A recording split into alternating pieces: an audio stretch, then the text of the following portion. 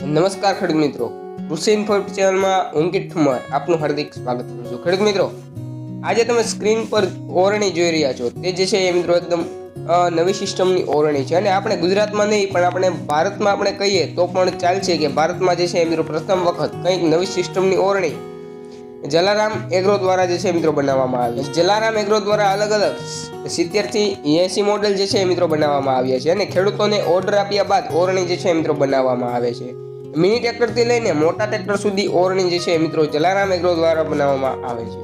એ કિંમતની હું તમને વાત કરું તો 7,500 થી લઈને 1,05,000 સુધીની ઓટોમેટિક ઓરણી જે છે મિત્રો જલારામ એગ્રો દ્વારા બનાવવામાં આવે છે।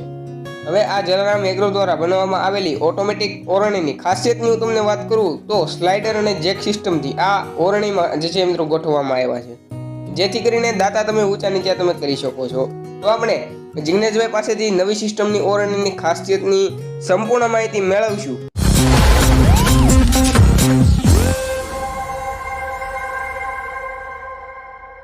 મિત્રો, આપ નિહાળી રહ્યા છો જલારામ એગ્રો।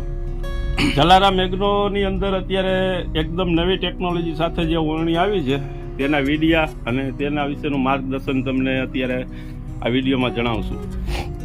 સૌ પ્રથમ આ નવદાતાની ઓરણી છે, 3 સ્ટેપમાં જે છે એની અંદર 9 દાતા, 4 પાટલી અને જીરાની છાટણી છે। હવે આ પહેલા ધોકાની અંદર આપણે 4 દાતા ફિટ કરેલા છે, જે અહીંથી ઊંચા નીચા થાય છે, જેક સિસ્ટમ જેને કહેવાય કે આ 4 દાતા આની અંદર ફિટ કરેલા। જ્યારે ચોમાસું બેસે ત્યારે તમારે મગફળી વાવવાનો સમય થાય ત્યારે બીજી ઓરણી અંદર તમારે બીજા દાતા કાઢવા પડે। આ ઓરણીની અંદર એકય દાતો કાઢવો નહીં પડે। આ પાછળ 5 દાતા છે, આને ઉપર લઈ લ્યો, આને નીચે બેસાડો એટલે આ તમારે 4 દાતાનું જ વાવેતર થાય। કોઈ પણ વસ્તુ જમીન નડશે ને એકદમ ઉપર આવી જશે, જમીનથી 8 ઇંચ ઉપર હાલશે, 8 ઇંચ 4 દાતાનો જ ઉપયોગ થશે, જેથી જમીન તમારી હુકાય નહીં અને 4 લીટા થશે અને બીજી જમીન ખોટી વિખાશે નહીં। 4 દાતાની અંદર તમે વાવેતર કરતા હોય। હવે આવે જારીનો પ્રશ્ન, તો જારીના પ્રશ્નની અંદર તમારે 16ની જારી હોય, 32ની જારી, એટલે ટૂંકમાં 16ની છે, 20ની છે અથવા તો 28ની જારી છે। જે કાંઈ જારીનો ફેરફાર કરવાનો હોય આ સ્ટ્રે બાર છે, જેથી દાંતો તમે માત્ર બોલ ઢીલા કરી અને દાંતો ફેરવી ટેપ સુધી માપી અને તમે જારી સેટ કરી શકો છો। 4 દાતાનું વાવેતર છે, ત્યાર પછી આમાં 5 દાતાનું।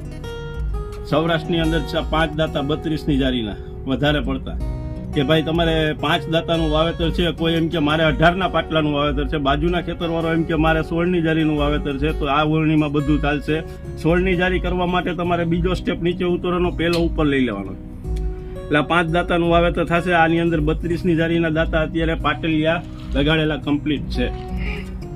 આ ચોમાસાની સિસ્ટમ છે મિત્રો। કોઈ એમ કે મારે ઝીણી મગફળી છે, 37 નંબર છે, રોહિણી છે, આવી વેરાયટી આપણે 9 દાંતે વાવવાની થાય છે, જેને સૌરાષ્ટ્રની અંદર સેમર કહીએ, તો તમારે 2 ધોકાને નીચે ઉતારી દેવાના છે, એટલે 9 દાંતાનું વાવેતર કમ્પ્લીટ થતું જશે। કોઈ પણ છે, તમે સોયાબીન વાવો, મગફળી વાવો, જુવાર વાવો, 9 દાંતાનું વાવેતર કરવું હોય ત્યારે 2 સ્ટેપ નીચે ઉતરવાના રહેશે। ત્યાર પછી તમારે શિયાળાની સિસ્ટમની અંદર ચણા 3 દાંતે જાજા ભાગે વાવાતો ચણો 24ની જારીનો, 24ની જારી એટલે પહેલા ધોકાની અંદર તમારે 24ની જારીના 3 દાંતા ફિટ કરી દેવાના છે, એટલે ચણા વાવવા હોય ત્યારે તમારા 3 દાંતા જ નીચે ઉતારવાના।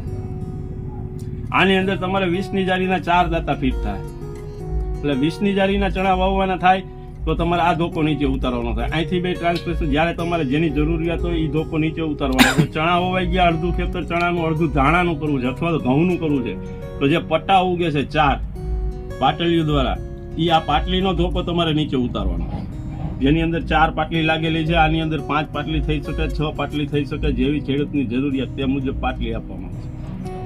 તો જ્યારે તમારે પાટલીયું વાવેતર કરવું હોય એ પણ આગળ પાછળ છે, આ પાછળ છે, વચ્ચેની 2 આગળ છે, પાછી ઓલી સાઈડની છે, છેલ્લી એ પાછી પાછળ છે। 5 પાટલી કરો તો 3 પાછળ ને 2 આગળ હાલશે।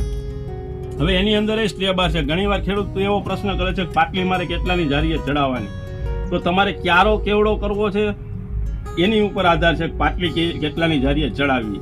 ક્યારો તમે 60નો કરો, 64નો કરો, 58નો કરો, 68નો કરો, એ મુજબ તમારે પાટલી ચડાવવાની રહે।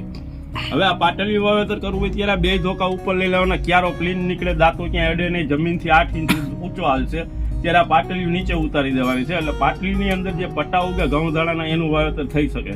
સૌરાષ્ટ્રની અંદર જાજા શિયાળા પાકમાં ચણા, ઘઉં, જીરું અને ડુંગળી હવે આ ઘઉંનું વાવેતર તમારે થઈ ગયું અથવા તો દાણાનું વાવેતર થઈ ગયું કે હવે આપણે ઘઉં દાણા નથી વાવવા, 2-3 વીઘાની ડુંગળી, અત્યારે ડુંગળીનું વધારે ચલણ છે, જે નાસિક વાવે છે, પીળી પત્તી વાવે છે, રોપ નથી કરતા, ખેડૂત ડાયરેક્ટ છાટણીનું વાવેતર કરે છે. તો છાટણીની અંદર આ બેસ્ટ છે કે આની અંદર તમારે જીરાનું વાવેતર થાય.